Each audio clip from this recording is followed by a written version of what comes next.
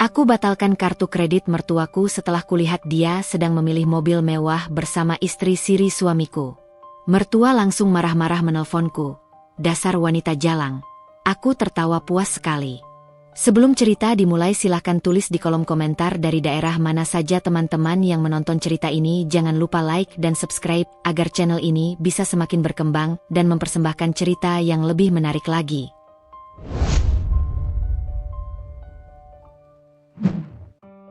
Pagi selalu datang dengan cara yang sama di rumah Nayara.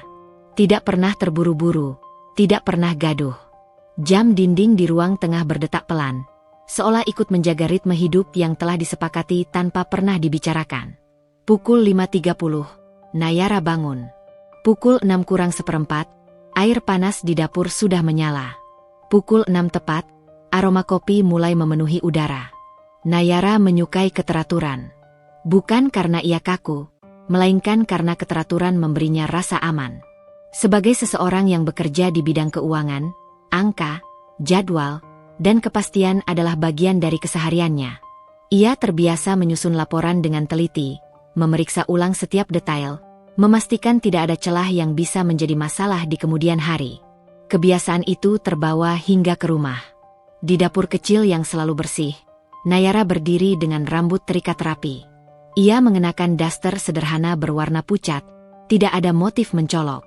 Gerakannya tenang, nyaris tanpa suara. Sendok diaduk perlahan, cangkir diletakkan tepat di tempatnya. Tidak ada yang berlebihan, tidak ada yang dibiarkan berantakan. Raka biasanya bangun 15 menit setelahnya. Ia tidak pernah memasang alarm keras. Nayara hafal suara langkah kaki suaminya dari kamar menuju kamar mandi. Pintu dibuka, ditutup, suara air mengalir. Semua terdengar biasa, seperti potongan kehidupan yang sudah diulang terlalu sering hingga tidak lagi dipertanyakan. Mereka jarang berbicara di pagi hari. Bukan karena bertengkar, juga bukan karena saling menghindar. Obrolan memang tidak selalu dibutuhkan. Raka akan duduk di meja makan, membaca berita di ponselnya, sementara Nayara menyiapkan sarapan. Sesekali Raka mengangguk kecil, mengucapkan terima kasih, lalu kembali tenggelam dalam layar. Nayara tidak merasa itu masalah. Ia justru menganggap keheningan sebagai bentuk kedewasaan. Ia sering berpikir bahwa rumah tangga yang sehat tidak harus selalu dipenuhi percakapan panjang atau tawa keras. Selama tidak ada pertengkaran, selama tidak ada teriakan, itu sudah cukup. Mereka menikah sudah beberapa tahun. Tidak terlalu lama, tapi cukup untuk membangun kebiasaan. Pernikahan mereka tidak dimulai dengan kisah yang dramatis. Tidak ada kejar-kejaran cinta, tidak ada penolakan keluarga, tidak ada air mata yang tumpah di awal. Semuanya berjalan wajar. Raka datang sebagai lelaki yang terlihat bertanggung jawab, sopan, dan sederhana. Nayara menerima dengan kepala dingin, bukan karena ia jatuh cinta secara membabi buta, tetapi karena ia merasa Raka adalah pilihan yang masuk akal. Dan sampai hari-hari ini, pilihan itu tampak tidak keliru. Raka bekerja dengan jadwal tetap. Ia tidak sering pulang larut, tidak gemar nongkrong tanpa tujuan. Ia juga bukan tipe yang banyak menuntut. Ia tidak mempersoalkan masakan Nayara, tidak mengatur cara Nayara berpakaian, tidak melarang Nayara bekerja. Dari luar, siapapun akan mengatakan Nayara beruntung. Di kantor, Nayara dikenal sebagai perempuan yang profesional. Ia jarang ikut gosip, jarang terlihat emosional. Rekan-rekannya sering mempercayakan pekerjaan penting kepadanya karena ia rapi dan bisa diandalkan. Ia tahu batas antara urusan pribadi dan pekerjaan, dan ia menjaga batas itu dengan ketat. Saat jam kerja selesai, Nayara pulang tepat waktu. Ia tidak pernah berlama-lama di luar jika tidak perlu. Rumah adalah tempatnya kembali, dan ia memperlakukan rumah seperti sesuatu yang harus dijaga. Bukan sekadar bangunan, tetapi sistem yang berjalan karena setiap bagiannya menjalankan fungsi masing-masing. Sore hari di rumah Nayara selalu sunyi. Cahaya matahari masuk dari jendela, jatuh ke lantai yang bersih. Tirai tidak pernah dibiarkan berdebu. Sepatu disusun rapi. Tidak ada barang yang berserakan. Nayara merasa nyaman melihat semuanya berada di tempat yang seharusnya. Menjelang malam, Raka biasanya sudah pulang. Mereka makan malam bersama di meja kecil. Tidak ada lilin, Tidak ada musik. Hanya 2 piring, 2 gelas, dan suara sendok yang sesekali beradu dengan piring. Percakapan mereka ringan, seputar pekerjaan, berita yang dibaca Raka, atau hal-hal praktis seperti tagihan listrik dan rencana akhir pekan. Ayah tadi menelepon, kata Raka suatu malam, nada suaranya datar. Nayara mengangguk, tidak terkejut. Ada perlu apa? Cuma tanya kabar. Katanya minggu depan mau mampir. Baik, jawab Nayara singkat. Bram, ayah Raka, memang sering hadir dalam kehidupan mereka. Kehadirannya terasa wajar. Sebagai orang tua, ia sering memberi saran.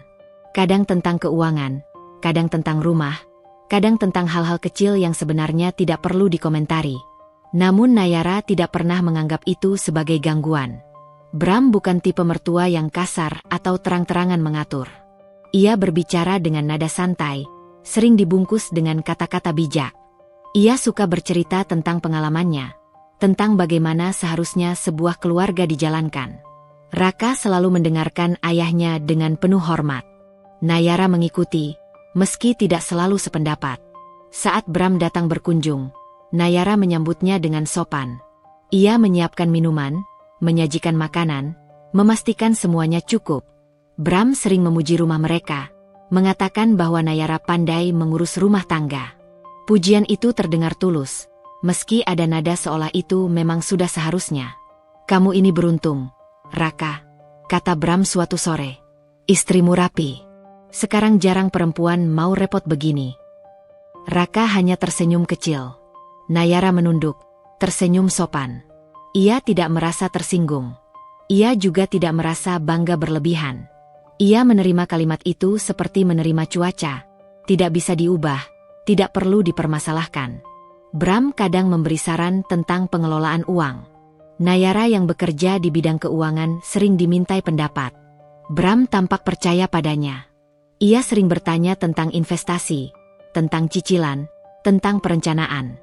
Nayara menjawab dengan hati-hati, profesional, tanpa mencampurkan perasaan pribadi. Ia merasa dihargai. Raka jarang ikut campur dalam pembicaraan itu. Ia menyerahkan urusan angka kepada Nayara. Bagi Nayara, itu adalah bentuk kepercayaan. Ia tidak menyadari bahwa kepercayaan kadang datang bersama beban yang belum terlihat. Malam hari, setelah semua selesai, Nayara biasanya duduk sebentar di sofa. Ia membuka buku atau sekadar menatap kosong. Raka kadang masih sibuk dengan ponselnya. Mereka tidak selalu duduk berdekatan, tapi jarak itu tidak pernah terasa mengancam. Nayara sering berpikir bahwa hidupnya stabil. Tidak sempurna, tapi cukup. Ia tidak kaya raya, tapi juga tidak kekurangan. Ia punya pekerjaan, rumah, suami, dan rutinitas yang jelas. Ia tidak pernah merasa perlu membandingkan hidupnya dengan orang lain. Jika ada yang bertanya apakah ia bahagia, Nayara mungkin akan terdiam sebentar sebelum menjawab. Ia tidak pernah benar-benar memikirkan pertanyaan itu. Bahagia baginya bukan sesuatu yang harus dicari secara aktif. Selama hidup berjalan tanpa gejolak, itu sudah cukup. Di luar rumah, tetangga mengenal mereka sebagai pasangan yang tenang. Tidak pernah terdengar pertengkaran. Tidak pernah ada drama. Raka ramah, Nayara sopan. Mereka menyapa seperlunya, tidak terlalu akrab, tidak pula menutup diri. Segalanya tampak utuh.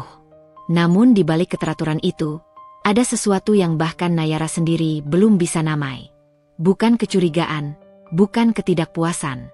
Lebih seperti ruang kosong yang terlalu rapi untuk diperhatikan. Ia ada, tapi tidak mengganggu. Ia hadir, tapi belum cukup besar untuk dipertanyakan. Nayara menutup hari dengan cara yang sama seperti ia membukanya. Tenang. Ia mematikan lampu satu persatu, memastikan pintu terkunci, lalu berbaring di sisi ranjangnya. Raka sudah terlelap atau pura-pura terlelap. Nayara tidak pernah memastikan. Dalam gelap, Nayara memejamkan mata. Ia merasa aman. Rumah ini berdiri, pernikahan ini berjalan, hidup ini tertata. Tidak ada yang retak. Setidaknya, belum terlihat. Dan malam pun berlalu, membawa keyakinan yang sama ke hari berikutnya. Bahwa segala sesuatu berada di tempat yang seharusnya, dan bahwa ketenangan ini akan bertahan. Untuk sementara, hubungan Nayara dengan Bram tidak pernah dimulai dengan ketegangan.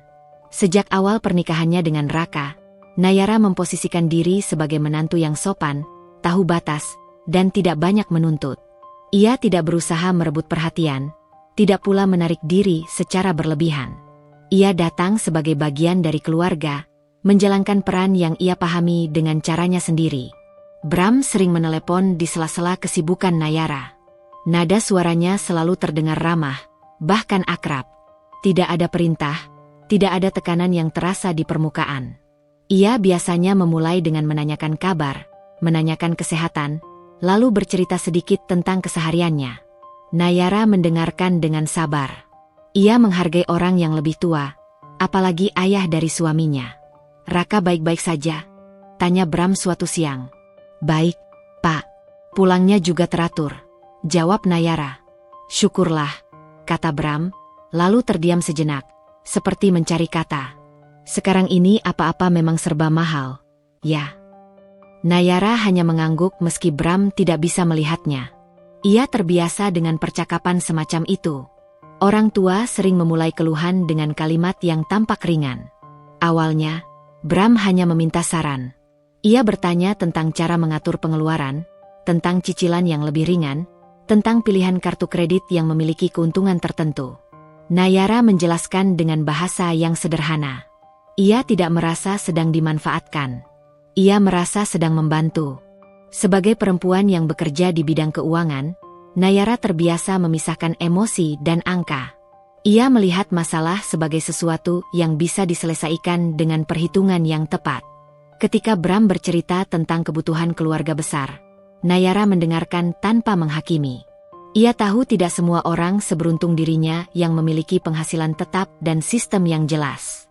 Suatu hari, Bram datang berkunjung dengan membawa wajah yang tampak lebih letih dari biasanya. Ia duduk di ruang tamu, menyeruput teh yang disediakan Nayara, lalu menghela napas panjang. "Ini cuma sementara," kata Bram, seolah berbicara pada dirinya sendiri. "Ada beberapa kebutuhan yang harus dibereskan." Nayara tidak langsung bertanya. Ia menunggu. "Kamu tahu sendiri, keluarga besar itu banyak. Ada yang sekolah, ada yang butuh biaya berobat. Kadang aku kewalahan," lanjut Bram. Nada suaranya tetap tenang. Tidak ada permintaan langsung. Tidak ada kalimat yang secara eksplisit menyebut angka atau bantuan. Namun Nayara menangkap maksud itu dengan cepat. Ia terbiasa membaca situasi. "Kalau Bapak mau, saya bisa bantu atur pengeluarannya," kata Nayara hati-hati, "supaya tidak terlalu berat." Bram tersenyum, terlihat lega. "Itu yang aku maksud. Kamu memang enak diajak bicara." Sejak saat itu, Bram semakin sering melibatkan Nayara dalam urusan keuangan. Ia mengirimkan rincian kebutuhan, bertanya pendapat, meminta saran. Nayara menjawab satu persatu, teliti seperti saat mengerjakan laporan di kantor. Ia merasa sedang menjalankan tanggung jawab moral sebagai bagian dari keluarga. Ketika Bram menyebut soal kartu kredit, Nayara tidak langsung curiga.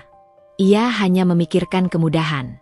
"Kartuku limitnya cukup," kata Nayara suatu malam kepada Raka. "Kalau Bapak perlu sementara, mungkin bisa dipakai dulu." Raka menoleh sebentar, lalu kembali ke ponselnya. "Kalau kamu merasa aman, ya tidak apa-apa.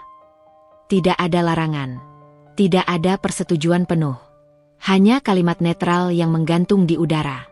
Nayara menerimanya sebagai kepercayaan.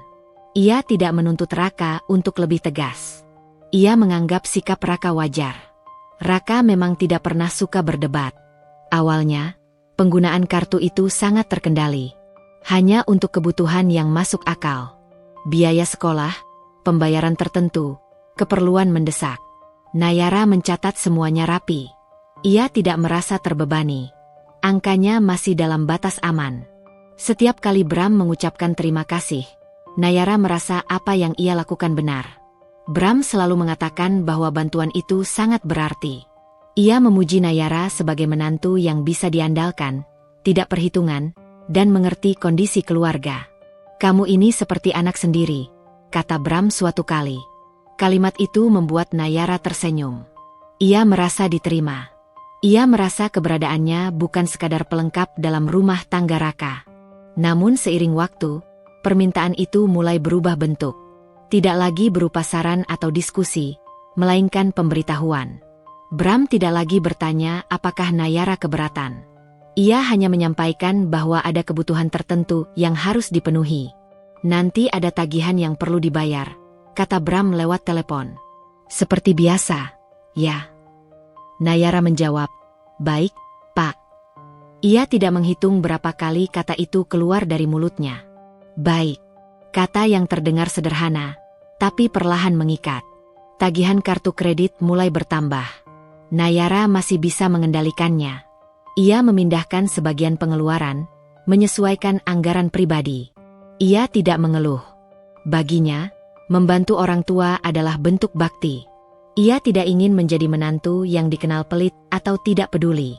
Di meja makan, Nayara sempat menyebutkan soal tagihan kepada Raka. Ia tidak berniat menyalahkan siapapun. Ia hanya ingin berbagi informasi. Tagihan bulan ini agak naik, katanya sambil menyendok nasi. Raka mengangguk. Masih aman. Masih, jawab Nayara. Aku sudah atur. Raka tidak bertanya lebih lanjut. Ia mempercayakan urusan itu sepenuhnya pada Nayara. Di satu sisi, Nayara merasa dihargai. Di sisi lain, ia tidak menyadari bahwa kepercayaan itu juga berarti ia menanggung semuanya sendiri. Bram semakin sering datang. Setiap kedatangannya selalu membawa cerita tentang kebutuhan keluarga besar. Nada bicaranya tetap lembut, tapi arah pembicaraannya semakin jelas. Nayara tidak pernah menolak. Ia selalu mencari jalan agar semuanya bisa terpenuhi. Ia mulai menggunakan kartu kredit untuk hal-hal yang sebelumnya tidak pernah ia bayangkan. Pembelian barang dalam jumlah besar, pembayaran yang seharusnya bisa ditunda, bahkan hal-hal yang tidak terlalu mendesak. Nayara mencatat semuanya, mencoba tetap rasional. Ia berkata pada dirinya sendiri bahwa ini hanya fase. Bahwa keluarga memang kadang membutuhkan satu orang yang lebih kuat untuk menopang sementara. Raka tetap sama. Ia tidak menentang, tapi juga tidak berdiri di depan Nayara. Ia seperti berada di tengah, memilih diam agar tidak memihak. Nayara tidak mempersoalkan sikap itu. Ia tidak ingin menciptakan konflik yang belum tentu perlu. Di kantor, Nayara masih bekerja seperti biasa. Tidak ada yang berubah dari luar. Ia tetap rapi, tetap fokus, tetap profesional. Rekan-rekannya tidak tahu bahwa setiap akhir bulan Nayara harus menghitung ulang anggaran pribadinya dengan lebih ketat. Ia mulai menunda beberapa keinginan kecil. Bukan karena tidak mampu, tapi karena merasa harus lebih berhati-hati. Ia tidak merasa sedang berkorban. Ia merasa sedang menjalankan peran. Kadang, di malam hari, Nayara membuka laporan kartu kreditnya lebih lama dari biasanya. Ia memeriksa angka-angka itu dengan wajah datar. Tidak ada kemarahan. Tidak ada penyesalan. Hanya perhitungan. Ini masih bisa diatur, gumamnya pelan. Ia meyakinkan dirinya sendiri bahwa semuanya terkendali.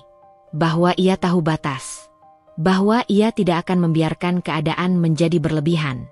Ia percaya pada kemampuannya sendiri. Bram semakin sering memuji Nayara di depan Raka. Ia mengatakan bahwa Nayara adalah istri yang hebat, menantu yang jarang dimiliki orang. Raka hanya tersenyum kecil setiap kali mendengarnya.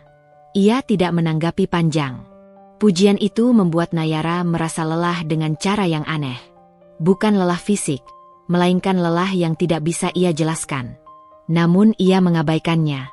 Ia menganggap itu hanya efek dari kesibukan. Suatu malam, saat Nayara sedang menutup laptopnya, ia menyadari sesuatu yang sederhana namun mengusik. Ia menyadari bahwa ia sudah lama tidak bertanya pada dirinya sendiri, apakah semua ini benar-benar ia inginkan. Ia hanya bergerak mengikuti kebutuhan orang lain. Namun pikiran itu segera ia singkirkan. Ia tidak ingin menjadi perempuan yang terlalu banyak bertanya. Ia memilih percaya bahwa semua yang ia lakukan akan membawa kebaikan. Ia berbaring di samping Raka yang sudah tertidur. Ia menatap langit-langit kamar, mendengarkan suara napas suaminya yang teratur. Rumah ini masih tenang. Pernikahan ini masih berjalan. Tidak ada pertengkaran, tidak ada luka yang terlihat. Jika ada yang bergeser, Itu belum cukup terasa untuk disebut masalah. Nayara memejamkan mata dengan keyakinan yang sama seperti sebelumnya, bahwa membantu keluarga adalah hal yang wajar, bahwa ia masih memegang kendali, dan bahwa semua ini belum menjadi beban. Belum. Ada hal-hal yang tidak hadir sebagai peristiwa, melainkan sebagai rasa. Tidak datang dengan suara keras atau tanda yang jelas, tetapi menyusup pelan, seperti perubahan suhu yang baru terasa setelah cukup lama berada di dalam ruangan. Begitulah Nayara mulai merasakan sesuatu yang tidak bisa ia beri nama. Awalnya, semuanya tampak sama. Rutinitas berjalan seperti biasa. Raka tetap pulang tepat waktu, tetap makan malam bersamanya, tetap tidur di sisi yang sama. Tidak ada perubahan mencolok yang bisa ditunjuk dengan jari. Namun Nayara, yang terbiasa bekerja dengan ketelitian tinggi, mulai menangkap detail-detail kecil yang sebelumnya tidak pernah ia perhatikan. Ponsel Raka, misalnya. Dulu, benda itu hanya alat. Raka meletakkannya di meja, di sofa, kadang lupa di dapur. Nayara tidak pernah merasa perlu melirik layar atau bertanya siapa yang menghubungi. Privasi bukan hal yang mereka perdebatkan. Mereka saling percaya dengan cara yang sunyi. Kini, ponsel itu selalu ada di saku Raka. Jika diletakkan di meja, layarnya menghadap ke bawah. Jika ada notifikasi masuk, Raka akan menoleh cepat, lalu meraih ponsel itu seolah takut suara kecil dari layar akan terdengar lebih keras dari seharusnya. Nayara melihat semua itu, tetapi tidak segera menyimpulkan apapun. Ia tidak ingin menjadi perempuan yang mencurigai tanpa dasar. Suatu malam, saat mereka sedang makan malam, ponsel Raka bergetar. Raka melirik sekilas, lalu berdiri. "Aku angkat sebentar," katanya. "Siapa?" tanya Nayara refleks, tanpa nada menuduh. "Teman," jawab Raka singkat, lalu berjalan menjauh ke teras. Nayara mengangguk. Ia melanjutkan makan, meski sendoknya bergerak lebih lambat. Dari dalam rumah, ia bisa mendengar suara Raka berbicara pelan, nyaris berbisik. Kata-katanya terpotong, tidak utuh. Ada jeda yang aneh, seperti seseorang yang memilih kalimatnya dengan hati-hati. Nayara tidak berdiri untuk menguping. Ia tetap duduk di kursinya. Ia tidak ingin menambah arti pada sesuatu yang mungkin memang tidak berarti apa-apa. Saat Raka kembali, ia tampak biasa saja. Ia duduk kembali, melanjutkan makan seolah tidak ada yang terjadi. Nayara tidak bertanya lebih lanjut. Percakapan mereka kembali pada hal-hal ringan. Cuaca, pekerjaan, rencana akhir pekan. Semuanya terdengar normal. Namun rasa itu tidak pergi. Beberapa hari kemudian, Nayara mendengar nama yang tidak pernah disebut secara utuh. Mereka sedang berada di ruang tamu. Bram datang berkunjung. Percakapan mengalir seperti biasa. Bram bercerita tentang keluarga besar, tentang seseorang yang baru saja pindah, tentang kabar yang beredar entah dari mana. Yang itu kemarin sempat bilang. Bram berhenti di tengah kalimat, lalu menoleh ke Raka. Raka menggeleng pelan, hampir tidak terlihat. "Oh, ya sudah," lanjut Bram cepat, seolah menyadari sesuatu. "Tidak penting." Nayara memperhatikan pertukaran singkat itu. Tidak ada yang eksplisit, tidak ada kata yang terucap. Namun ada sesuatu yang mengganjal. Ia merasa seperti berdiri di depan pintu yang setengah terbuka, cukup untuk melihat bayangan, tetapi tidak cukup untuk mengetahui apa yang ada di baliknya. Ia tidak bertanya. Ia memilih diam. Nayara selalu percaya bahwa tidak semua hal perlu diklarifikasi. Ada kalanya kepercayaan harus berjalan lebih dulu, bahkan ketika logika meminta bukti. Ia tidak ingin menjadi perempuan yang terus-menerus meminta penjelasan, karena ia tahu betapa lelahnya hidup jika setiap hal harus diperdebatkan. Raka bukan tipe yang pandai menjelaskan perasaannya. Ia seringkali menjawab dengan singkat, kadang menghindari percakapan panjang. Nayara sudah memahami itu sejak awal. Ia menerima Raka dengan segala keterbatasannya dalam berkomunikasi. Namun kini, keterbatasan itu terasa berbeda. Suatu sore, Nayara pulang lebih awal dari kantor. Ia membuka pintu rumah dengan pelan, berharap bisa beristirahat lebih cepat. Dari dalam kamar, ia mendengar suara Raka berbicara di telepon. Suaranya rendah, penuh kehati-hatian. "Iya, nanti aku atur," kata Raka. Nayara berhenti sejenak di depan pintu. Ia tidak berniat menguping, tetapi suara itu terdengar jelas. Ia mendengar nada yang jarang Raka gunakan saat berbicara dengannya. Ada kelembutan yang tidak biasa, ada kesabaran yang berbeda. Ketika Raka menyadari kehadiran Nayara, ia segera mengakhiri panggilan. Gerakannya cepat, hampir refleks. "Kamu sudah pulang?" tanyanya. "Iya," jawab Nayara. "Tadi lemburku dibatalkan." "Oh," kata Raka. Tidak ada penjelasan lanjutan. Nayara tersenyum tipis. Ia meletakkan tasnya, lalu ke dapur untuk minum. Ia tidak menanyakan siapa yang menelepon. Ia tidak ingin memulai percakapan yang mungkin berakhir dengan keheningan yang lebih panjang. Namun malam itu, Nayara tidak langsung tertidur. Ia berbaring, menatap langit-langit, mendengarkan suara napas Raka di sampingnya. Ia merasa ada jarak yang tidak bisa diukur dengan langkah atau sentimeter. Jarak yang hadir bukan karena pertengkaran, melainkan karena sesuatu yang tidak dibicarakan. Keesokan harinya, Nayara menemukan pesan singkat di ponsel Raka yang tertinggal di meja. Layarnya menyala, menampilkan notifikasi yang tidak sempat disembunyikan. Hanya satu kata yang terlihat, "Sudah." Nayara tidak membuka pesan itu. Ia tidak menyentuh ponsel tersebut. Ia hanya membaca sekilas sebelum layar kembali gelap. Jantungnya berdetak sedikit lebih cepat, tetapi ia mengatur napasnya. "Satu kata tidak berarti apa-apa," katanya pada diri sendiri. Ia tidak ingin mengaitkan sesuatu yang belum tentu berhubungan. Di kantor, Nayara mencoba fokus. Ia menenggelamkan diri dalam angka dan laporan. Pekerjaan selalu menjadi tempatnya berlindung. Di sana, semuanya logis.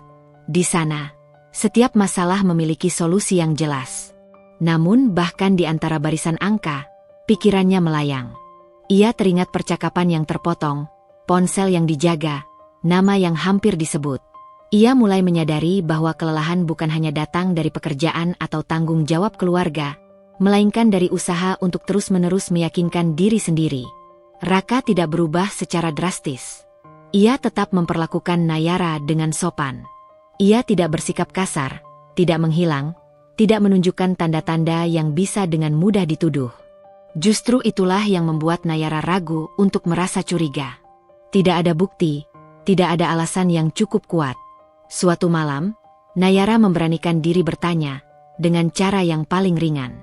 "Kamu belakangan sering dapat telepon malam," katanya sambil melipat pakaian. Raka mengangguk. "Iya, urusan kerja." "Dari siapa?" "Teman," jawab Raka cepat. Nayara menatap Raka sejenak. Ia ingin bertanya lebih jauh, tetapi ia melihat wajah Raka yang tertutup. Ia tahu, jika ia memaksa, percakapan itu akan berhenti di sana. Raka akan diam, dan keheningan akan menjadi lebih berat. "Baik," kata Nayara akhirnya.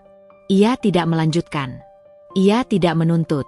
Ia memilih percaya, bukan karena ia sepenuhnya yakin, tetapi karena ia lelah bertanya. Ia lelah menjadi orang yang selalu mencari kejelasan sementara orang lain memilih bersembunyi di balik kalimat singkat. Kepercayaan, bagi Nayara, bukan lagi soal keyakinan, melainkan keputusan untuk tidak membuka luka yang belum tentu ada. Bram semakin sering menyebut hal-hal yang membuat Nayara merasa asing. Ia bercerita tentang seseorang yang pandai mengurus, tentang perempuan yang mengerti posisi. Namun setiap kali Nayara hendak menanyakan lebih lanjut, Bram selalu mengalihkan pembicaraan. "Ah, itu cerita lama," katanya. Raka tidak pernah menanggapi. Ia hanya tersenyum kecil atau mengangguk. Nayara memperhatikan itu dengan perasaan yang sulit dijelaskan. Ia merasa seperti satu-satunya orang di ruangan yang tidak tahu apa yang sedang dibicarakan, tetapi tidak ada yang berusaha menjelaskannya. Malam-malam Nayara semakin sunyi. Ia sering terbangun tanpa sebab, lalu menatap punggung Raka yang membelakangi dirinya. Ia bertanya-tanya, bukan tentang apakah Raka menyembunyikan sesuatu, tetapi tentang mengapa ia memilih untuk tidak tahu.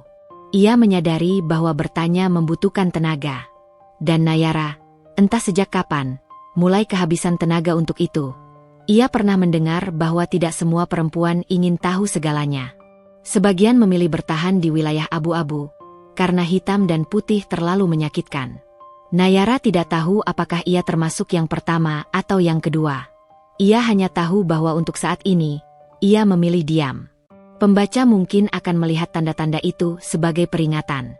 Namun bagi Nayara, semua itu masih terlalu samar untuk disebut masalah. Ia masih melihat rumahnya berdiri utuh. Ia masih melihat Raka pulang setiap malam. Ia masih merasa menjalankan peran sebagai istri dengan baik. Jika ada bayangan orang ketiga, bayangan itu belum cukup jelas untuk ditatap. Ia hanya muncul sebagai pantulan di sudut mata, menghilang setiap kali Nayara mencoba menoleh. Dan Nayara, dengan segala ketenangannya, memilih untuk tidak menyebut nama yang bahkan belum ia ketahui. Nayara pertama kali melihat Livia bukan dalam situasi yang pantas disebut pertemuan. Tidak ada jabat tangan, tidak ada perkenalan resmi, tidak ada kalimat pembuka yang menandai awal sesuatu. Peristiwa itu terlalu singkat, terlalu samar. Namun justru karena itulah ia menetap lebih lama di benaknya. Hari itu Nayara menghadiri sebuah acara keluarga yang diadakan oleh kerabat jauh Bram. Acara itu tidak istimewa, sekadar kumpul, makan bersama, berbincang tentang hal-hal ringan yang berulang dari tahun ke tahun. Nayara datang bersama Raka. Mereka duduk berdampingan, seperti pasangan pada umumnya. Tidak ada ketegangan, tidak ada kecanggungan. Di ruangan yang cukup luas itu, Nayara sibuk menyapa orang-orang yang ia kenal sekilas. Senyum sopan, anggukan kecil, percakapan pendek. Ia sudah terbiasa berada di ruang sosial tanpa benar-benar tenggelam di dalamnya. Ia hadir, tapi tidak larut.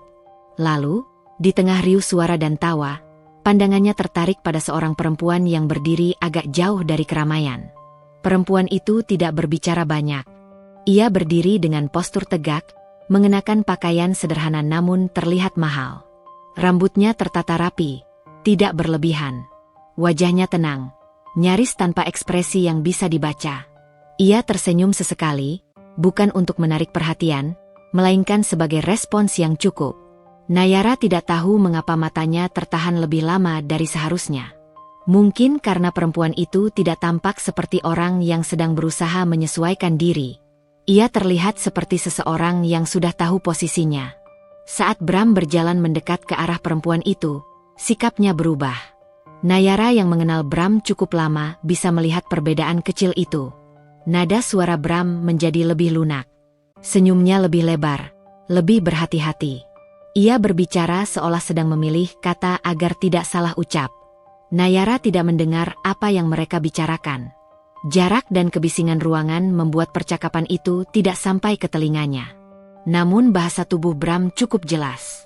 Ia condong sedikit ke arah perempuan itu, mengangguk lebih sering, tertawa kecil pada hal-hal yang tidak terdengar lucu. Perempuan itu, yang kelak Nayara tahu bernama Livia, hanya menanggapi seperlunya. Ia tidak terlihat terkesan, tidak pula acuh. Ada jarak halus yang ia pertahankan, seolah ia hadir tanpa benar-benar ingin larut dalam suasana. Nayara menoleh pada Raka, ingin melihat reaksinya. Raka sedang berbicara dengan seseorang di sebelahnya. Wajahnya biasa saja. Namun ketika Bram dan perempuan itu mendekat, Raka berhenti berbicara. Ia menoleh, lalu tersenyum singkat. Senyum yang cepat, terlalu cepat. Tidak ada pengenalan. Tidak ada kalimat, ini istriku, atau ini kerabat kita. Perempuan itu hanya berdiri sebentar, lalu berjalan menjauh. Nayara mengikuti langkahnya dengan pandangan, merasakan sesuatu yang mengendap di dadanya tanpa bentuk yang jelas. Ia tidak bertanya. Ia tidak punya alasan untuk bertanya. Sepanjang acara, Nayara beberapa kali melihat Bram berbicara tentang perempuan itu dengan orang lain. Ia tidak menyebut nama. Ia hanya menggunakan kata ganti, atau berhenti di tengah kalimat seolah sadar bahwa tidak semua orang perlu tahu. Dia itu, Bram pernah memulai, lalu tertawa kecil. Ah, sudahlah. Setiap kali hal itu terjadi, Nayara merasakan sensasi yang sama, seperti berdiri di depan pintu yang tidak sepenuhnya tertutup, namun juga tidak pernah benar-benar dibuka. Dalam perjalanan pulang, suasana di mobil tenang. Raka menyetir. Nayara menatap keluar jendela. Lampu-lampu jalan melintas satu persatu. Tidak ada percakapan penting. Acara tadi cukup ramai, kata Nayara akhirnya, sekadar mengisi keheningan. Iya, Jawab Raka singkat. Kamu kenal perempuan yang tadi dekat sama bapak? Tanya Nayara dengan nada yang dibuat seramah mungkin. Raka terdiam sejenak. Hanya sepersekian detik. Tapi cukup bagi Nayara untuk merasakannya. Oh, itu, kata Raka akhirnya. Kenalan bapak. Namanya siapa? Livia, jawab Raka cepat, lalu kembali fokus ke jalan. Nama itu terdengar biasa. Tidak ada yang istimewa dari rangkaian hurufnya. Namun cara Raka mengucapkannya membuat Nayara merasa nama itu bukan sekadar nama. Dia sering ikut acara keluarga, tanya Nayara. Kadang, jawab Raka. Tidak selalu. Percakapan berhenti di situ. Tidak ada penjelasan tambahan. Nayara tidak memaksanya. Ia sudah cukup belajar bahwa Raka tidak suka digiring ke sudut dengan pertanyaan beruntun. Namun sejak hari itu, nama Livia menetap di benaknya. Bukan sebagai ancaman, melainkan sebagai tanda tanya yang belum memiliki kalimat. Beberapa hari kemudian, Bram menyebut nama itu lagi, tanpa sadar atau mungkin dengan sengaja. Livia kemarin bilang tempat itu bagus. Katanya saat mereka sedang makan bersama. Nayara mengangkat kepala. Tempat apa, Pak? Bram tampak sedikit terkejut. Ia tersenyum, lalu melambaikan tangan. Ah, bukan apa-apa. Urusan kecil. Raka tidak menimpali. Ia hanya melanjutkan makan. Nayara merasakan sesuatu mengencang di dalam dirinya. Bukan marah, bukan cemburu. Lebih seperti rasa tersisih yang halus. Ia merasa ada percakapan yang berjalan di sekelilingnya tanpa pernah mengundangnya masuk. Livia tidak pernah muncul lagi secara langsung. Namun jejaknya ada di mana-mana. Dalam cara Bram menyebut nama itu dengan nada yang berbeda. Dalam sikap Raka yang sedikit berubah setiap kali topik itu mendekat. Dalam keheningan yang selalu muncul setelahnya. Nayara mencoba mengamati tanpa berprasangka. Ia tidak ingin menempelkan makna yang belum tentu benar. Ia mengingatkan dirinya sendiri bahwa tidak semua perempuan dalam hidup seorang pria adalah ancaman. Namun Livia tidak terasa seperti sekadar kenalan. Ada sesuatu dalam sikapnya yang membuat Nayara merasa ia bukan orang luar. Cara ia berdiri, cara ia diperlakukan Bram, cara Raka menghindari pembicaraan tentangnya. Semuanya menyiratkan keberadaan yang tidak tercatat. Namun diakui, suatu malam, Nayara melihat foto di ponsel Bram saat ia sedang menunjukkan sesuatu. Di sudut layar, tampak siluet seorang perempuan. Rambut panjang, postur yang familiar. Bram cepat-cepat menggeser layar sebelum Nayara sempat memastikan. Maaf, Pak, kata Nayara sopan, seolah tidak menyadari apapun. Bram tertawa kecil. Sudah tua begini, isinya cuma foto-foto tidak penting.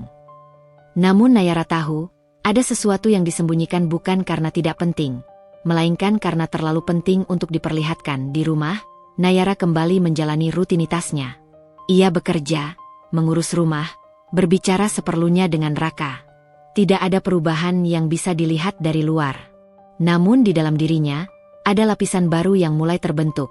Lapisan kewaspadaan yang belum sepenuhnya ia akui. Ia tidak merasa cemburu. Ia bahkan belum merasa terancam. Yang ia rasakan adalah kehadiran seseorang yang posisinya tidak jelas, namun terlalu nyata untuk diabaikan. Livia hadir tanpa tercatat, tanpa pengakuan, tanpa status yang bisa ditunjuk. Namun justru karena itulah keberadaannya terasa lebih kuat. Nayara belum tahu siapa perempuan itu sebenarnya. Ia belum tahu perannya, tujuannya, atau sejauh mana ia terlibat dalam hidup Raka dan Bram. Ia hanya tahu satu hal. Ada rahasia yang menggantung, dan rahasia itu belum menemukan waktu untuk jatuh. Dan Nayara, seperti sebelumnya, memilih untuk menunggu. Perubahan tidak selalu datang sebagai kejutan. Sebagian besar waktu, ia menyusup pelan, bersembunyi di balik kebiasaan, hingga suatu hari terasa terlalu akrab untuk dianggap asing. Begitulah Nayara mulai menyadari bahwa kartu kredit di dompetnya bukan lagi sekadar alat pembayaran, melainkan bagian dari sistem yang terus bekerja tanpa pernah ia hentikan. Awalnya, Nayara tidak mengingat dengan pasti kapan penggunaan kartu itu menjadi rutin. Ia hanya tahu bahwa setiap bulan, ada transaksi yang bukan berasal dari kebutuhannya sendiri. Angkanya tidak selalu besar, tidak juga mencolok. Justru karena itulah semuanya terasa aman. Tidak ada lonjakan drastis, tidak ada alarm yang berbunyi. Semuanya berjalan di bawah ambang kewaspadaan. Di meja kerjanya, Nayara sering membuka laporan pengeluaran sambil menyeruput kopi yang sudah dingin. Ia membaca setiap baris transaksi dengan kebiasaan profesional yang sudah mendarah daging. Ia tidak panik. Ia tidak mengernyit berlebihan. Ia hanya menandai, menghitung, lalu menyesuaikan. Masih bisa, gumamnya suatu pagi. Ia memindahkan pos anggaran, menunda beberapa rencana pribadi, mengurangi pengeluaran yang menurutnya tidak terlalu penting. Ia tidak merasa sedang mengalah. Ia merasa sedang bersikap dewasa. Bukankah setiap keluarga membutuhkan satu orang yang lebih kuat pada waktunya? Bram semakin sering menelepon. Nadanya tetap sama, ramah, bersahabat, seolah mereka sedang berbincang ringan. Namun isi pembicaraannya kini jarang lepas dari kebutuhan. Nanti ada keperluan ini, kata Bram suatu kali. Tidak besar, hanya sebentar. Kata sebentar menjadi pengiring yang hampir selalu hadir. Nayara tidak pernah benar-benar menanyakan kapan sebentar itu akan berakhir. Ia menganggapnya sebagai fase. Segala sesuatu dalam hidup selalu bergerak dalam fase, pikirnya. Kadang Bram tidak menelepon sama sekali. Nayara hanya menerima notifikasi transaksi di ponselnya. Nama toko, jumlah pembayaran, tanggal. Ia membaca semuanya dengan perasaan netral. Tidak ada amarah, tidak ada keterkejutan. Ia hanya mencatat di dalam kepala. Ia tidak langsung memberitahu Raka setiap kali itu terjadi. Bukan karena ingin menyembunyikan, tetapi karena ia merasa tidak perlu. Raka mempercayainya sepenuhnya dalam urusan keuangan. Ia tidak pernah menanyakan detail, tidak pernah meminta laporan. Ketika Nayara sekali waktu menyebutkan soal pengeluaran tambahan, Raka hanya berkata, "Selama kamu bisa atur." Kalimat itu terdengar sederhana. Nayara menerimanya sebagai bentuk dukungan.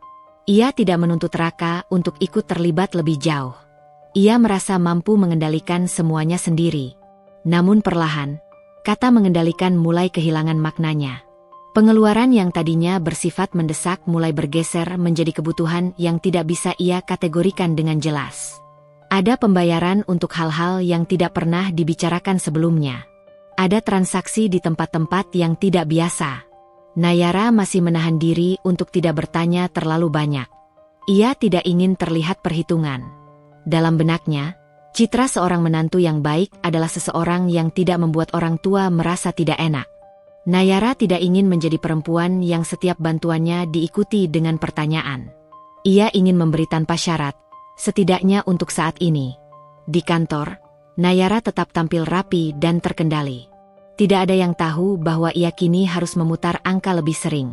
Rekan-rekannya melihatnya seperti biasa, tenang, fokus, tidak banyak bicara. Mereka tidak tahu bahwa di balik layar komputer, Nayara sedang belajar menyesuaikan hidupnya dengan kebutuhan orang lain. Sinta, sahabatnya, pernah bertanya dengan nada santai, "Kamu kelihatan capek belakangan ini." "Biasa," jawab Nayara.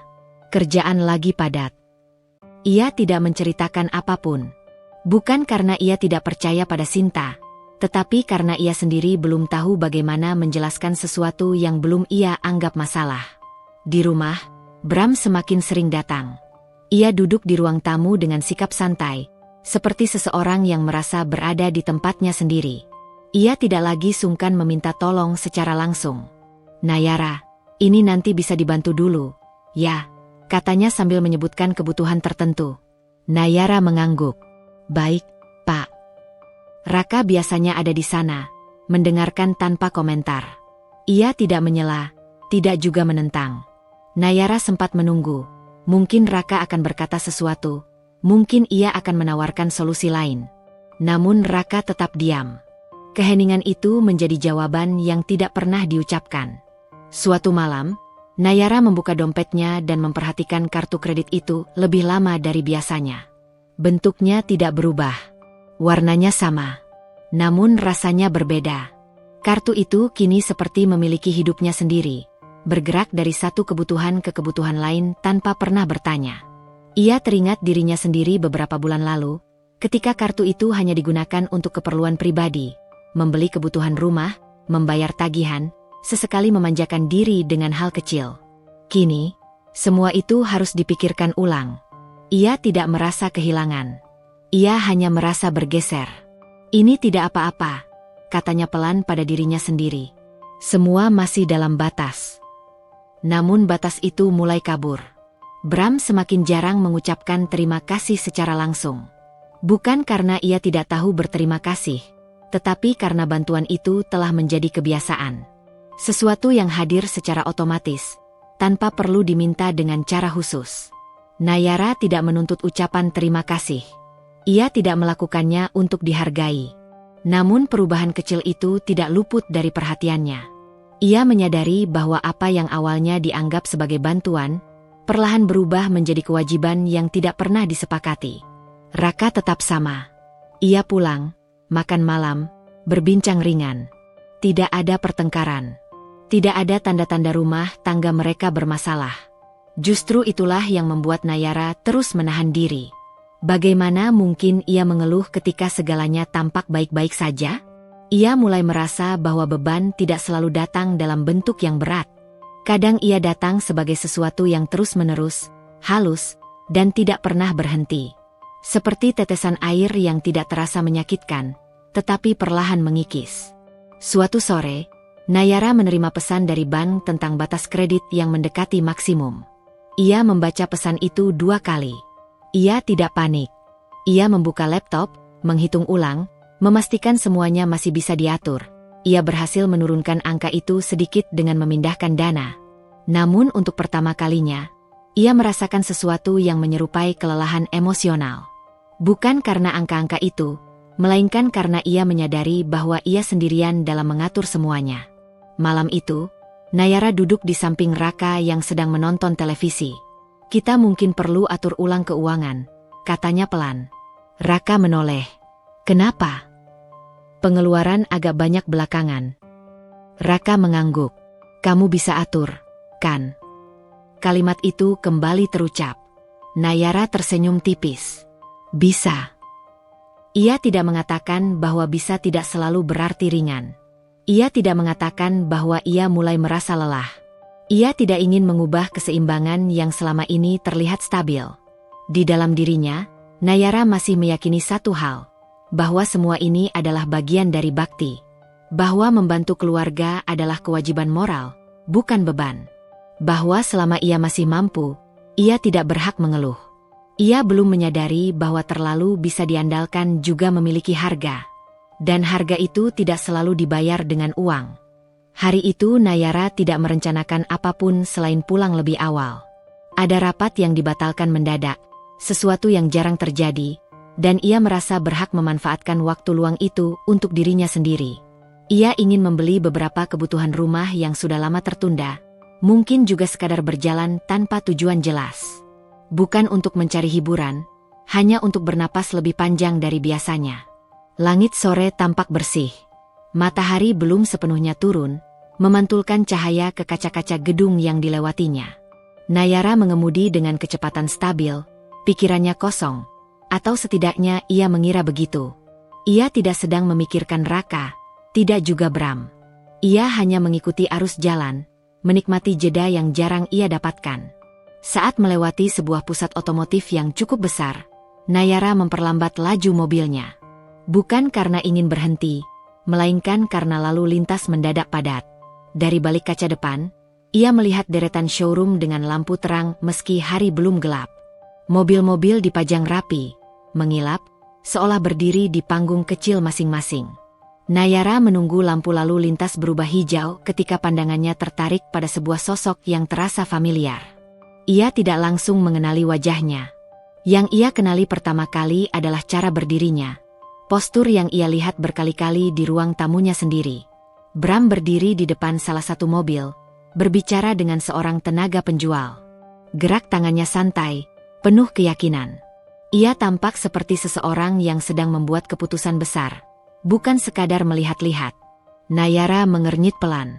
Bram jarang menyebut soal mobil.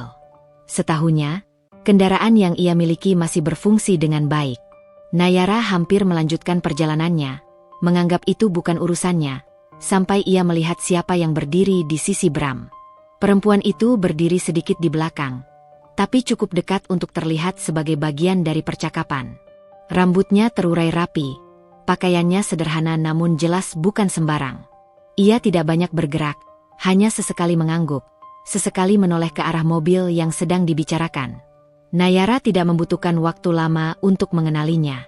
Livia. Tidak ada keraguan. Wajah itu mungkin hanya pernah ia lihat sekilas, tetapi firasat Nayara tidak pernah keliru. Cara perempuan itu berdiri, cara ia menjaga jarak dari keramaian, semua cocok dengan bayangan yang selama ini tinggal di kepalanya. Lampu hijau menyala, klakson dari belakang memaksanya bergerak. Nayara melaju perlahan, melewati showroom itu. Namun alih-alih terus pergi, ia justru berbelok dan memarkir mobilnya di sisi jalan yang tidak terlalu mencolok. Ia duduk di dalam mobil beberapa saat, menatap ke arah showroom dari kejauhan. Ia tidak tahu apa yang ingin ia pastikan. Ia juga tidak tahu apa yang akan ia lakukan jika apa yang ia lihat benar-benar nyata. Dari balik kaca, Nayara melihat Bram dan Livia berjalan mendekati sebuah mobil berwarna gelap. Tenaga penjual membuka pintu, menjelaskan sesuatu dengan antusias. Bram tertawa kecil, terdengar bahkan dari jarak itu. Livia ikut tersenyum, tipis, terkontrol. Itu bukan senyum seseorang yang sekadar menemani. Itu senyum seseorang yang merasa memiliki hak untuk berada di sana. Nayara merasakan dadanya mengencang, bukan oleh amarah, melainkan oleh kesadaran yang datang terlalu cepat. Ini bukan kebetulan biasa. Ini bukan pertemuan sosial yang netral. Ada keintiman yang tidak memerlukan sentuhan, hanya kesamaan tujuan. Ia memperhatikan bagaimana Bram sesekali menoleh pada Livia sebelum mengangguk pada tenaga penjual. Seolah persetujuan yang ia butuhkan bukan datang dari dirinya sendiri, melainkan dari perempuan itu. Livia tidak berkata apa-apa, tapi kehadirannya jelas memengaruhi keputusan. Nayara menelan ludah. Pikirannya bergerak cepat, mencoba menyusun potongan-potongan yang selama ini tercerai. Nama yang jarang disebut. Sikap Bram yang berubah setiap kali topik itu muncul. Keheningan Raka yang selalu datang terlalu cepat. Namun, bahkan saat semua itu mulai membentuk gambaran yang lebih jelas, Nayara tidak merasa marah. Ia merasa kosong. Seolah ada ruang di dalam dirinya yang tiba-tiba terbuka, memperlihatkan sesuatu yang selama ini tertutup rapi. Ia melihat Bram mengeluarkan ponsel, memperlihatkan sesuatu kepada tenaga penjual. Livia mendekat, memperhatikan layar itu. Nayara tidak bisa melihat apa yang ada di sana, tetapi ia tahu apa yang sedang dibicarakan. Pembayaran. Tangannya refleks meremas setir. Ia teringat pesan-pesan bank, transaksi yang muncul tanpa banyak penjelasan, kata sebentar yang diulang terlalu sering. Ia teringat kartu kredit di dompetnya, kartu yang selama ini bergerak tanpa pernah benar-benar ia hentikan. Tidak, gumam Nayara pelan, bukan sebagai penolakan, melainkan sebagai kesadaran. Ia tidak keluar dari mobil. Ia tidak mendekat. Ia tidak ingin membuat adegan. Ia hanya duduk, menyaksikan, membiarkan kenyataan itu berdiri di hadapannya tanpa perlawanan. Beberapa menit kemudian, Bram dan Livia masuk ke dalam mobil yang mereka lihat. Bukan untuk membawa pulang, hanya untuk mencoba. Pintu ditutup, mesin dinyalakan. Mobil itu bergerak perlahan keluar dari showroom, berputar sebentar, lalu kembali masuk. Tenaga penjual tampak semakin bersemangat. Bram mengangguk-angguk. Livia turun dari mobil dengan gerakan tenang, memperbaiki posisi tas di bahunya. Nayara memalingkan wajah. Ia merasa tidak perlu melihat lebih lama. Ia sudah melihat cukup. Ia menyalakan mesin dan melaju pergi, meninggalkan showroom itu di belakangnya. Jalanan kembali terasa biasa. Mobil-mobil lain melintas, lampu lalu lintas berganti warna. Dunia tidak berhenti hanya karena satu kesadaran baru. Dalam perjalanan pulang, Nayara tidak menangis. Matanya tetap kering. Ia tidak merasakan dorongan untuk menelepon siapapun. Ia hanya merasa lelah dengan cara yang berbeda. Ia teringat percakapan-percakapan kecil yang dulu ia anggap remeh. Bram yang berkata bahwa keluarga perlu kenyamanan. Raka yang mengatakan bahwa Nayara bisa mengatur. Semua itu kini terasa memiliki makna lain. Sesampainya di rumah, Nayara memarkir mobil dengan rapi seperti biasa. Ia masuk, menaruh tas, membuka sepatu. Semua dilakukan dengan gerakan otomatis. Rumah itu masih sama, tenang, bersih, teratur. Raka belum pulang. Nayara duduk di sofa, memandangi ruang tamu yang selama ini ia jaga. Ia teringat bagaimana Bram sering duduk di sana, berbicara tentang kebutuhan, tentang rencana, tentang hal-hal yang kini terasa terlalu jauh dari makna keluarga. Ia mengeluarkan dompetnya dan menatap kartu kredit itu. Permukaannya dingin, tidak berubah sejak terakhir kali ia memegangnya. Namun kini, benda itu terasa berbeda di tangannya. Ia bukan lagi simbol kemudahan, melainkan bukti keterlibatan yang terlalu jauh. Nayara tidak langsung melakukan apapun. Ia tidak terburu-buru mengambil keputusan. Ia hanya duduk, membiarkan pikirannya menenangkan diri. Ia tidak tahu pasti hubungan seperti apa yang terjalin antara Bram dan Livia. Ia juga belum tahu sejauh mana Raka terlibat atau mengetahui. Namun satu hal mulai jelas. Ada kehidupan lain yang berjalan beriringan dengan kehidupannya.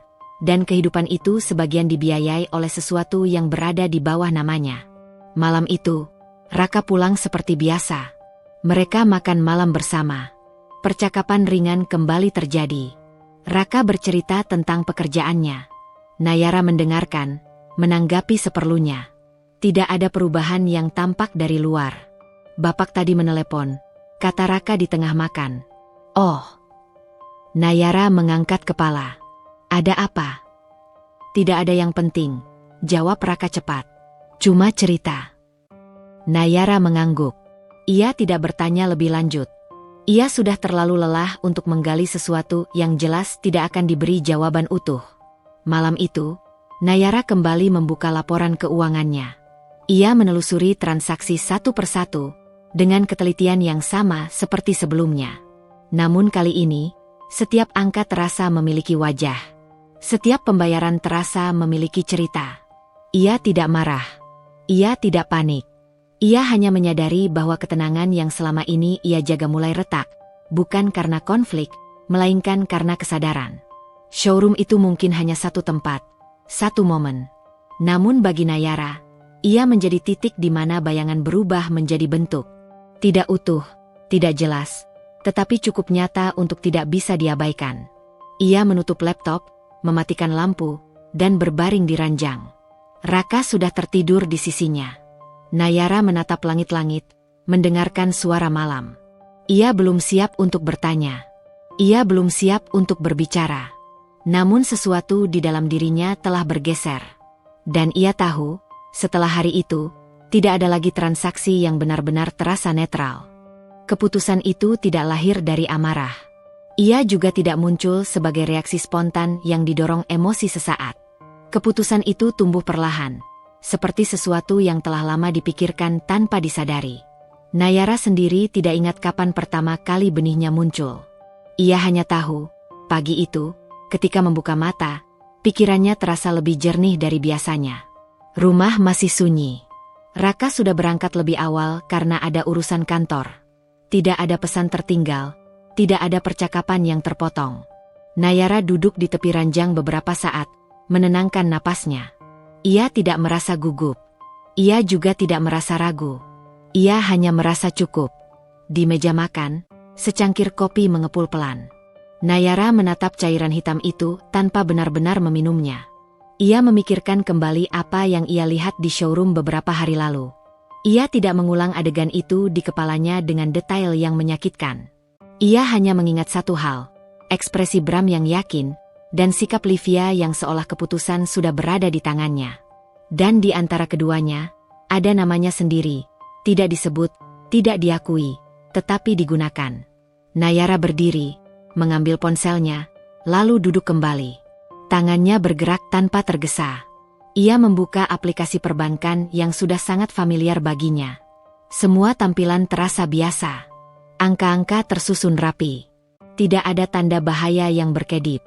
Namun Nayara tahu, bahaya tidak selalu datang dengan peringatan. Ia memilih menu layanan kartu kredit, membaca ulang syarat dan ketentuan yang sudah ia pahami sejak lama. Ia tidak membaca dengan perasaan sentimental. Ia membacanya sebagai seorang profesional yang sedang menilai risiko. Ketika jari Nayara berhenti di tombol pembatalan, ia menarik napas panjang. Bukan karena takut, melainkan karena menyadari bobot dari tindakan yang akan ia lakukan.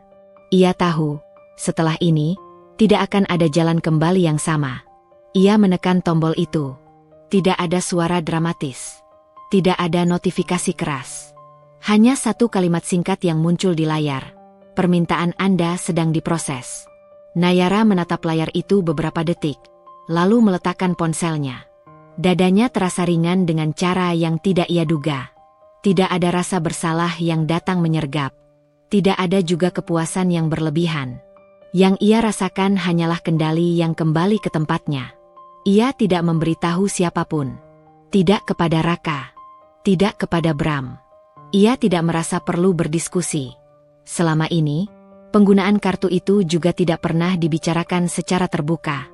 Maka keputusan ini pun tidak membutuhkan persetujuan. Hari itu Nayara berangkat kerja seperti biasa. Ia berpakaian rapi, menyisir rambutnya dengan teliti, mengenakan sepatu yang sama. Tidak ada perubahan yang terlihat dari luar. Di kantor, ia bekerja dengan fokus. Ia menghadiri rapat, menjawab email, menandatangani dokumen. Semua berjalan normal. Namun di sela-sela kesibukan, ia menerima notifikasi dari bank. Proses pembatalan telah selesai. Kartu kredit itu tidak lagi aktif. Nayara menatap layar ponselnya sejenak, lalu mengunci kembali. Ia tidak merasa perlu merayakan apapun. Ia tidak merasa sedang melakukan pemberontakan.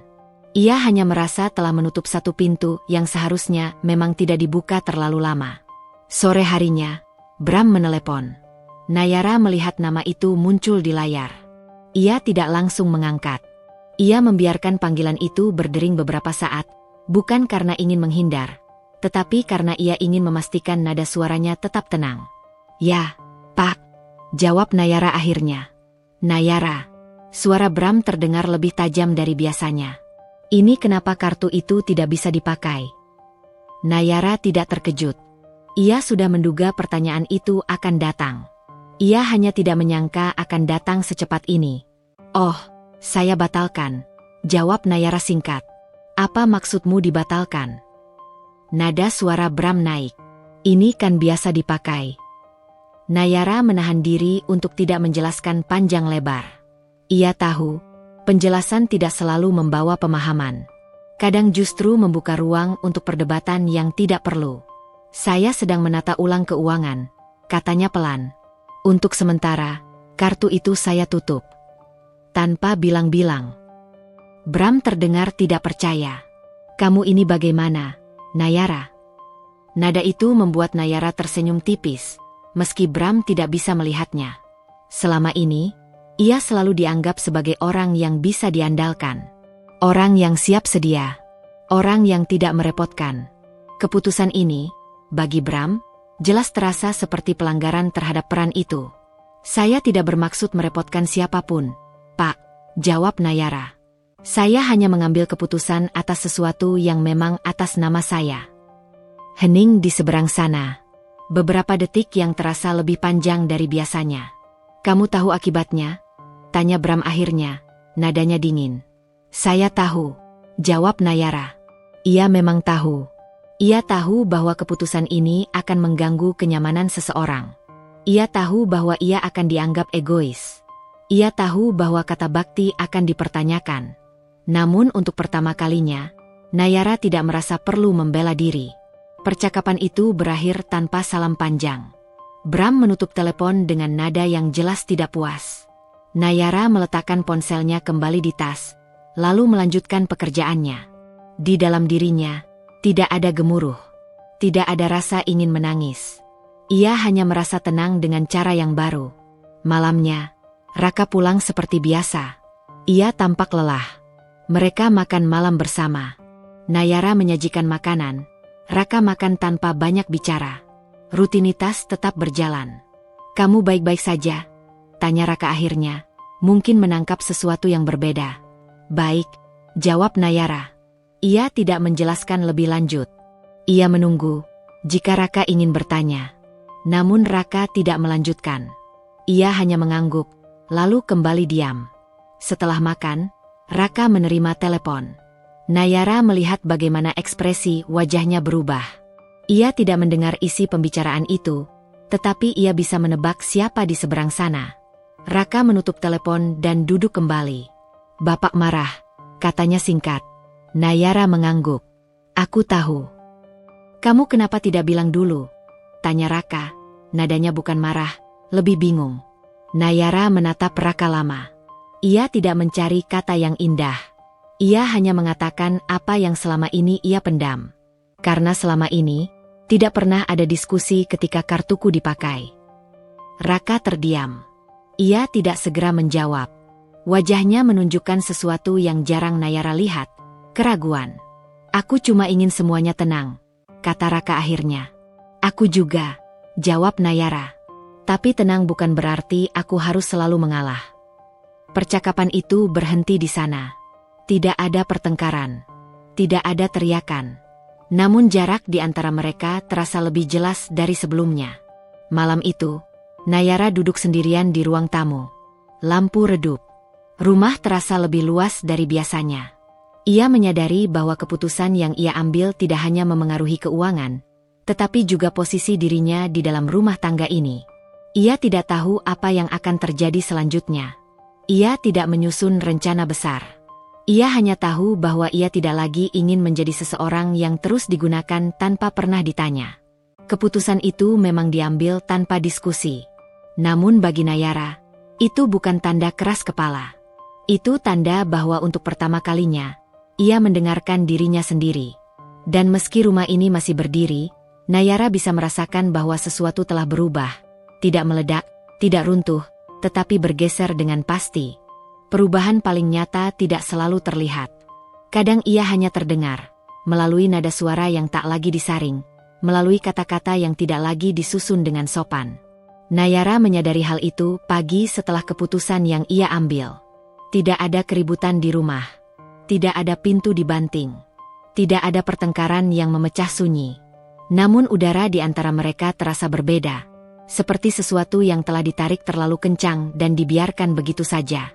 Raka berangkat tanpa banyak bicara. Ia pamit singkat, seperti rutinitas biasa, tetapi Nayara menangkap jeda kecil sebelum pintu tertutup. Jeda yang seolah menunggu sesuatu, mungkin penjelasan tambahan, mungkin permintaan maaf. Nayara tidak memberikannya. Ia memilih diam, bukan karena kalah, melainkan karena ia sudah mengatakan apa yang perlu dikatakan semalam. Di kantor, Nayara bekerja dengan ritme yang sama. Ia tidak membawa masalah rumah ke meja kerjanya. Angka-angka tetap ditata rapi. Keputusan-keputusan finansial tetap diambil dengan kepala dingin. Namun di sela-sela itu, ponselnya lebih sering bergetar dari biasanya. Pesan pertama datang dari Bram. "Kamu sudah keterlaluan." Tidak ada salam. Tidak ada konteks tambahan. Nayara membaca pesan itu sekali, lalu mengunci layar. Ia tidak merasa perlu membalas. Jika ia membalas sekarang, percakapan itu hanya akan bergerak ke arah yang tidak ingin ia tuju. Pesan kedua menyusul tak lama kemudian. "Kamu pikir ini cuma soal uang?" Nayara menghela napas pelan. Ia tahu, bagi Bram, ini memang bukan cuma soal uang. Ini soal kendali. Soal peran yang tiba-tiba bergeser tanpa izin. Ia tetap tidak membalas. Menjelang siang, Raka menelepon. Nayara mengangkat. "Aku baru bicara sama Bapak," kata Raka tanpa basa-basi. "Aku tahu," jawab Nayara. Nadanya keras. Lanjut Raka. "Dia merasa kamu sengaja mempermalukan." Nayara menutup mata sejenak. Kata mempermalukan terdengar ironis baginya.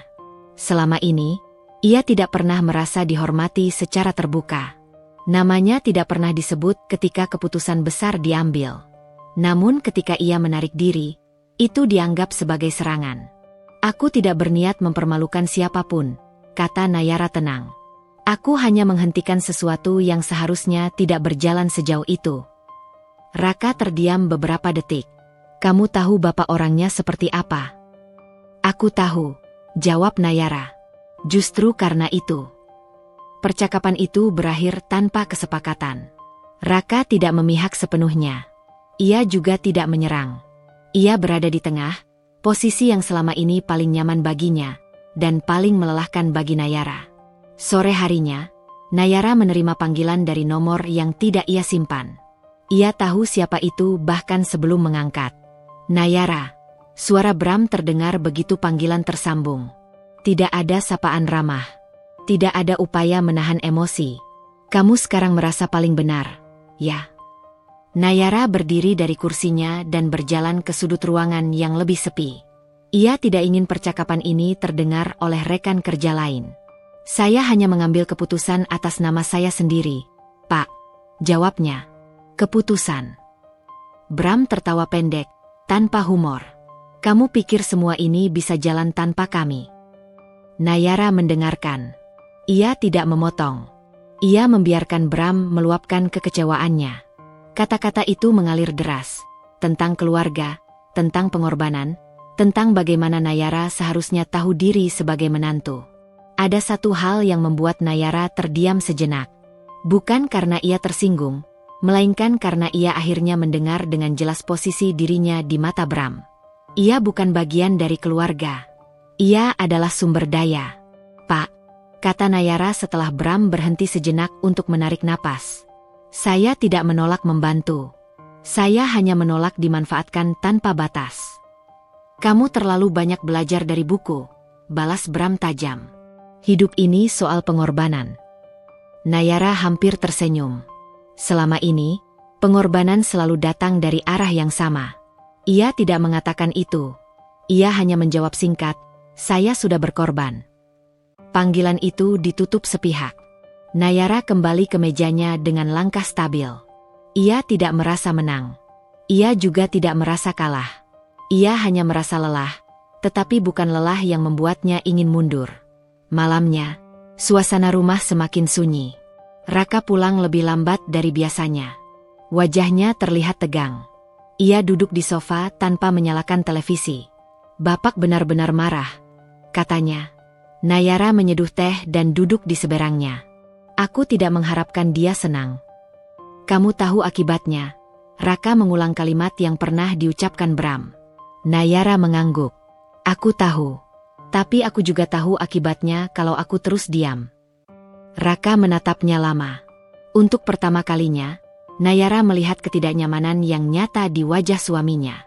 Bukan marah, bukan kecewa, melainkan kebingungan karena ia tidak lagi bisa mengandalkan Nayara untuk menutup semua celah. Aku di tengah, kata Raka pelan. Aku tahu, jawab Nayara. Tapi aku tidak bisa terus di bawah. Kata-kata itu tidak diucapkan dengan nada menantang. Justru karena ketenangannya, kalimat itu terasa lebih berat. Malam itu, Nayara tidak langsung tidur. Ia duduk di kamar, membuka kembali catatan keuangannya. Angka-angka mulai terlihat lebih sehat. Bukan karena ia menjadi lebih kaya, tetapi karena aliran yang selama ini bocor telah berhenti. Ia menyadari sesuatu yang sederhana. Ketenangan finansial memberinya keberanian emosional. Selama ini, ia menahan diri bukan hanya karena rasa bakti, tetapi juga karena takut dianggap tidak berguna jika ia tidak memberi. Kini, rasa takut itu perlahan memudar. Di luar kamar, Nayara mendengar Raka menerima telepon lagi. Suaranya tertahan, berusaha menenangkan seseorang di seberang sana. Nayara tidak perlu menebak siapa. Ia memilih tidak keluar. Ia tidak ingin menjadi bahan pembicaraan tanpa hak bicara. Ia berbaring dan menatap langit-langit. Tidak ada air mata yang jatuh. Tidak ada doa yang panjang. Ia hanya menyadari satu hal penting.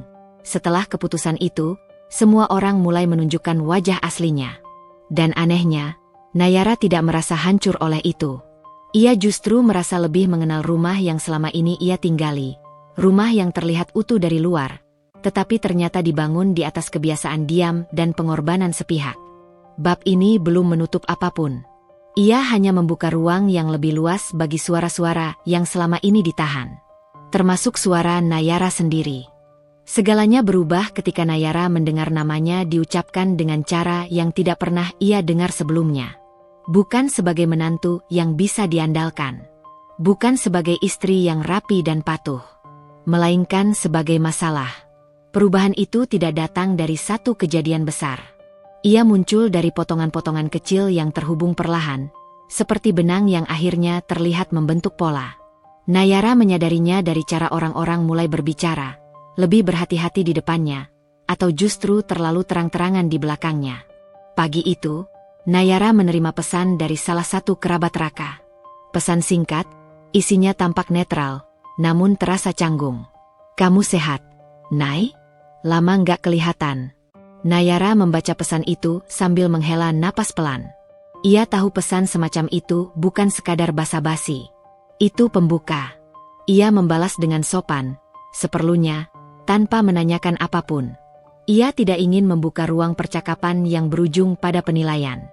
Di kantor, Nayara bertemu Sinta saat jam makan siang. Mereka duduk berhadapan, masing-masing dengan piring yang hampir tak tersentuh. "Kamu lagi ada masalah keluarga, ya?" tanya Sinta hati-hati. Nayara menatapnya, tidak terkejut. "Kelihatan." Sinta mengangguk pelan. "Bukan dari kamu. Dari cara kamu diam." Nayara tersenyum tipis. Ia tidak menjelaskan detail. Ia hanya berkata, "Aku lagi belajar tidak menutup semua sendiri." Sinta tidak memaksa. Ia hanya berkata satu hal yang tertinggal di kepala Nayara sepanjang hari. "Kadang orang marah bukan karena kita salah, tapi karena kita berhenti menuruti." Kalimat itu terasa terlalu tepat. Sore harinya, Nayara pulang lebih awal. Rumah dalam keadaan sepi. Raka belum pulang. Ia duduk di ruang tamu, membuka ponsel, lalu berhenti di satu pesan yang masuk di grup keluarga. Ia jarang aktif di sana. Selama ini, ia lebih banyak menjadi pembaca. Namun hari itu, percakapan terasa berbeda. Sekarang orang-orang muda memang suka lupa diri, tulis seseorang. Kalau bukan karena orang tua, hidupnya juga belum tentu seperti sekarang, sahut yang lain. Nama Nayara tidak disebut langsung, tetapi ia tahu arah pembicaraan itu. Ia membaca tanpa membalas. Jarinya sempat mengetik, lalu menghapus kembali. Ia tidak ingin membela diri di ruang yang tidak pernah memberinya tempat bicara yang adil. Tak lama kemudian, sebuah pesan pribadi masuk.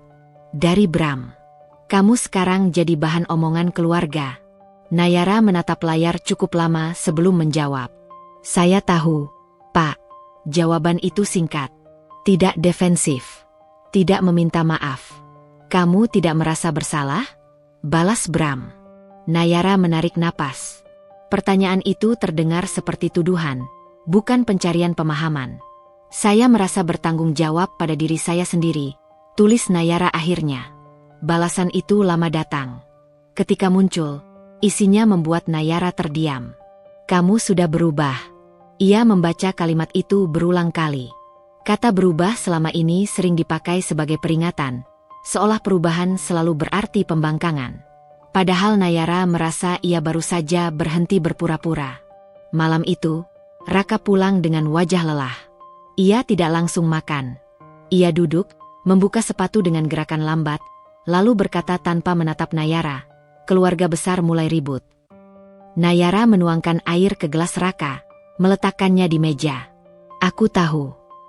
Mereka bilang kamu sekarang tidak menghargai," lanjut Raka. Nadanya tidak keras, tetapi ada beban di sana. Nayara duduk di seberangnya. "Menurutmu?" Raka terdiam cukup lama. Ia mengusap wajahnya, lalu berkata, "Aku tidak tahu lagi." Jawaban itu lebih menyakitkan daripada tuduhan. Karena di dalamnya ada jarak. Ada ketidakmampuan untuk berdiri di satu sisi. "Aku tidak pernah berniat melawan siapapun," kata Nayara pelan. "Aku hanya berhenti mengorbankan diriku sendirian." Raka menatapnya. Ada sesuatu di matanya, campuran antara rasa bersalah dan ketidakberdayaan. "Kamu tahu posisi aku." "Aku tahu," jawab Nayara. "Dan aku juga tahu posisiku selama ini." Malam itu, mereka tidur tanpa percakapan lanjutan. Tidak ada pertengkaran. Tidak ada air mata. Namun ada sesuatu yang terasa retak, bukan karena keputusan Nayara, melainkan karena selama ini keputusan selalu dibuat tanpa dirinya. Beberapa hari berikutnya, Nayara mulai mendengar namanya disebut lebih terang-terangan. Ada yang menyindir secara halus. Ada yang terang-terangan menilai. Ada pula yang tiba-tiba bersikap dingin. Ia tidak melawan. ia juga tidak menghilang. Ia tetap hadir di acara keluarga, tetap bersikap sopan. Namun kini ia tidak lagi menunduk. Di satu kesempatan, seseorang berkata dengan nada setengah bercanda, "Sekarang Nayara sudah beda, ya? Sudah pintar bilang tidak." Nayara tersenyum dan menjawab tenang, "Iya, baru belajar." Keheningan setelah itu terasa panjang. Di dalam dirinya, Nayara menyadari sesuatu yang penting. Selama ini, kebaikannya tidak pernah dianggap sebagai pilihan, melainkan kewajiban. Dan ketika ia menarik batas, ia dianggap berubah. Ia pulang ke rumah malam itu dengan perasaan yang tidak sepenuhnya sedih, tidak juga lega. Ia berada di antara keduanya. Namun untuk pertama kalinya, ia tidak merasa kecil di tengah penilaian orang lain. Ia duduk di kamar, membuka jendela, membiarkan udara malam masuk. Rumah ini masih sama. Perabotannya tidak berubah. Rutinitasnya masih berjalan. Namun posisinya di dalam rumah tangga ini sudah tidak lagi sama. Nama Nayara kini disebut bukan lagi sebagai bayangan yang bekerja diam-diam, melainkan sebagai sosok yang berani menarik garis. Dan meski penyebutan itu datang bersama nada tidak suka, Nayara tahu satu hal, keberadaannya akhirnya diakui. Bab ini belum menutup konflik. Justru ia memperjelas medan. Karena setelah nama mulai disebut, tidak akan ada lagi ruang untuk berpura-pura bahwa semuanya baik-baik saja. Perubahan paling sulit diterima bukan yang datang tiba-tiba, melainkan yang tumbuh perlahan hingga tak bisa lagi diingkari. Nayara merasakan itu dengan jelas. Tidak ada satu kejadian besar yang menandai babak baru dalam hidupnya. Namun setiap hari setelah namanya mulai disebut, ia bangun dengan kesadaran bahwa posisi dirinya di rumah ini tidak akan pernah kembali seperti semula. Pagi-pagi sekali, Nayara sudah terjaga. Raka masih tertidur di sampingnya. Punggungnya menghadap Nayara. Jarak di antara mereka terasa lebih lebar meski ranjang yang sama masih menampung keduanya. Nayara menatap langit-langit, mendengarkan napas Raka yang teratur. Tidak ada kemarahan di dadanya, hanya kelelahan yang sunyi. Ia bangun tanpa membangunkan Raka, bersiap seperti biasa. Di cermin, wajahnya tampak sama, rapi, tenang, terkendali. Tidak ada tanda bahwa di dalam dirinya sedang berlangsung perubahan besar. Nayara menyadari betapa mudahnya orang lain menilai dari luar, betapa sedikit yang benar-benar peduli pada proses yang ia lalui sendirian. Di dapur, ia menyiapkan sarapan. Gerakannya otomatis, seperti kebiasaan yang tidak terpengaruh oleh konflik batin. Namun kali ini, ia tidak menyiapkan porsi tambahan untuk Bram, tidak juga memikirkan kebutuhan keluarga besar. Ia hanya memasak untuk dirinya dan Raka. Kesadaran kecil itu terasa asing, tetapi juga melegakan. Saat Raka akhirnya bangun dan duduk di meja makan, mereka kembali terjebak dalam obrolan singkat yang datar. Tidak ada pembahasan tentang keluarga. Tidak ada pembicaraan tentang Bram. Seolah mereka sepakat, tanpa pernah mengatakannya, bahwa topik itu terlalu rapuh untuk disentuh pagi-pagi. Namun keheningan juga bisa menjadi bentuk percakapan yang paling jujur. Di kantor, Nayara dipanggil oleh atasannya untuk membahas evaluasi kinerja. Tidak ada masalah. Justru sebaliknya. Atasannya memuji ketelitian dan konsistensinya. Mendengar itu, Nayara hampir tertawa kecil. Di satu sisi hidupnya, ia dianggap aset berharga. Di sisi lain, ia dicap sebagai sumber masalah karena berhenti memberi tanpa batas. Ketimpangan itu membuatnya berpikir lama. Siang hari, ponselnya kembali bergetar. Kali ini bukan dari Bram, bukan pula dari Raka. Sebuah pesan masuk dari nomor yang tidak ia simpan, namun isinya membuat Nayara langsung tahu siapa pengirimnya. Kita perlu bicara. Tidak ada nama, tidak ada penjelasan. Namun Nayara tahu pesan itu datang dari Livia. Perempuan yang selama ini hanya hadir sebagai bayangan, lembut di permukaan, dingin di balik tatapan. Nayara tidak langsung membalas. Ia meletakkan ponsel di meja, menatap layar komputer tanpa benar-benar membaca apapun. Ia tidak merasa takut. Ia juga tidak merasa terancam. Ia hanya bertanya pada dirinya sendiri, sampai sejauh mana semua ini akan dibuka? Beberapa menit kemudian, ia membalas singkat. Tentang apa? Balasan datang cepat. Tentang Bram. Dan tentang kamu. Nayara menghela napas pelan. Ia merasakan titik baru dalam konflik ini. Selama ini, segalanya terjadi di seputar dirinya, Raka, dan Bram. Kini, orang ketiga itu tidak lagi bersembunyi di balik sikap sopan dan jarak sosial. Ia tidak langsung menyetujui pertemuan. Ia juga tidak menolak. Ia hanya berkata akan mempertimbangkan. Sore itu, Nayara pulang dengan kepala penuh. Di rumah, Raka sudah lebih dulu sampai. Wajahnya tampak tegang, seolah ia sedang menunggu sesuatu. "Kamu dihubungi Livia?" tanya Raka akhirnya. Nayara berhenti sejenak. "Iya." Raka mengangguk, seperti seseorang yang sudah menduga. "Bapak juga meneleponku. Dia bilang, semuanya sudah terlanjur." Kalimat itu menggantung di udara. "Terlanjur apa?" tanya Nayara pelan. Raka tidak segera menjawab. "Terlanjur jadi besar. Terlanjur melibatkan banyak orang." Nayara tersenyum tipis, bukan karena lucu, melainkan karena lelah. Selama ini, ia merasa sendirian menghadapi sesuatu yang ternyata telah lama diketahui banyak orang. Ia hanya yang terakhir menyadari betapa luas dampaknya. "Aku tidak berniat membuat ini besar," kata Nayara. "Aku tahu," jawab Raka. "Tapi sekarang, semua orang sudah bersuara." Nayara menatap suaminya lama. "Termasuk kamu?" Pertanyaan itu tidak terdengar menuduh, justru terlalu tenang. Raka terlihat gelisah. "Aku belum tahu harus bersuara seperti apa," katanya akhirnya. Jawaban itu membuat Nayara mengangguk pelan. Ia tidak marah. Ia hanya mencatat bahwa sampai di titik ini pun, Raka masih berdiri di persimpangan, sementara Nayara sudah melangkah keluar dari lingkaran lama. Malam itu, Nayara kembali duduk sendirian di ruang tamu. Lampu menyala redup. Rumah terasa lebih sepi dari biasanya, meski tidak benar-benar kosong. Ia membuka ponsel, membaca ulang pesan dari Livia. Ia tahu, pertemuan itu tidak akan sederhana. Akan ada pengakuan, mungkin juga pembenaran. Akan ada hal-hal yang selama ini disembunyikan. Namun Nayara juga tahu satu hal. Apapun yang akan terungkap nanti, ia tidak akan kembali menjadi perempuan yang diam. Ia tidak lagi tertarik pada kedamaian palsu yang dibangun dari pengorbanan sepihak. Ia tidak ingin rumah tangga yang utuh dari luar tetapi rapuh di dalam. Jika harus ada ketegangan, biarlah itu nyata. Jika harus ada jarak, biarlah jujur. Nayara mematikan ponsel dan bersandar di sofa. Ia tidak membuat keputusan malam itu. Ia tidak menentukan langkah berikutnya. Ia membiarkan semuanya menggantung, bukan karena ragu, melainkan karena ia tahu, beberapa perubahan memang tidak selesai dalam satu bab. Dan di rumah yang masih berdiri ini, Nayara akhirnya memahami, yang telah berubah bukan hanya cara orang lain memandangnya, tetapi juga cara ia memandang dirinya sendiri. Namun perubahan itu belum mencapai ujungnya.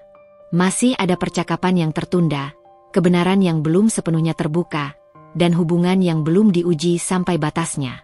Bab ini berakhir tanpa penutupan, tanpa damai, tanpa perpisahan. Hanya dengan kesadaran sunyi bahwa apa yang telah dimulai tidak mungkin lagi dihentikan.